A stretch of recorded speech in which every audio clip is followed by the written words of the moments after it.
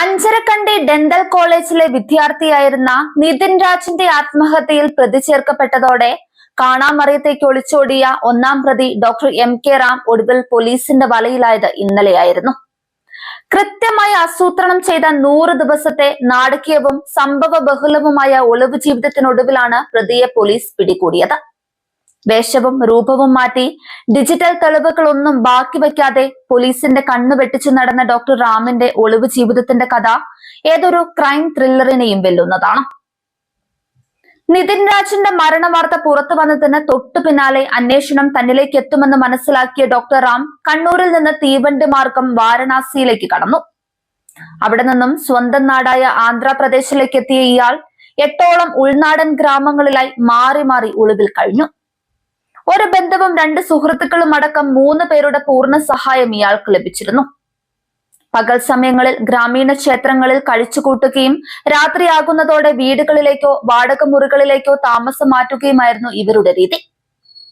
ഹൈക്കോടതി മുൻകൂർ ജാമ്യാപേക്ഷ തള്ളിയതോടെ അന്വേഷണ സംഘം ആന്ധ്രയിലെ ഗ്രാമങ്ങളിൽ ക്യാമ്പ് ചെയ്യുന്നതറിഞ്ഞ് പ്രതി കർണാടകയിലെ കുടകിലെ ഗുണ്ടൂർ ഗ്രാമത്തിലേക്ക് താവളം മാറ്റി. ഒളിവ് കാലത്ത് സ്വന്തം മൊബൈൽ ഫോൺ ഒരു തവണ പോലും റാം ഓൺ ചെയ്തില്ല. കൂടെയുള്ളവരുടെ ഫോൺ മാത്രമാണ് വീട്ടുകാരുമായി സംസാരിക്കാനും അഭിഭാഷകരെ ബന്ധപ്പെടാനും ഉപയോഗിച്ചത്. ബാങ്ക് അക്കൗണ്ടോ ATM ഉപയോഗിച്ചാൽ ലൊക്കേഷൻ ലഭിക്കുമെന്നതിനാൽ 1 ലക്ഷം രൂപ റൊക്കമായി കയ്യിൽ കരുതി. ക്ലീൻ ഷേവ് ചെയ്തിരുന്ന റാം വെളുത്ത താടി വളർത്തുകയും മുടിക്ക് നിറം നൽകുകയും ചെയ്തു. വസ്ത്രധാരണ രീതിയിലും വലിയ മാറ്റങ്ങൾ വരുത്തി. പോലീസ് വേഷം മാറി എത്തുമെന്ന ഭയത്താൽ അപരിചിതരെ സദാ നിരീക്ഷിക്കുകയും മലയാളി സാന്നിധ്യമില്ലാത്ത ഗ്രാമീണ മേഖലകളിൽ മാത്രം ബസ്സുകളിൽ യാത്ര തിരിക്കുകയും ചെയ്തു. ഹൈക്കോടതിക്ക് പിന്നാലെ സുപ്രീം കോടതി മുൻകൂർ ജാമ്യാപേക്ഷ തള്ളിയതോടെ ഇനി കീഴടങ്ങുകയല്ലാതെ മറ്റു വഴികളില്ലെന്ന് പ്രതിക്ക് നിയമോപദേശം ലഭിച്ചു. ഇതേ തുടർന്ന് ഞായറാഴ്ച രാത്രി സഹോദരിക്കും അഭിഭാഷകനുമൊപ്പം കണ്ണൂരിലേക്ക് തിരിക്കുന്നതിനിടയിലാണ് പിന്തുടർന്ന അന്വേഷണ സംഘം ഇയാളെ സാഹസികമായി പിടികൂടിയത്.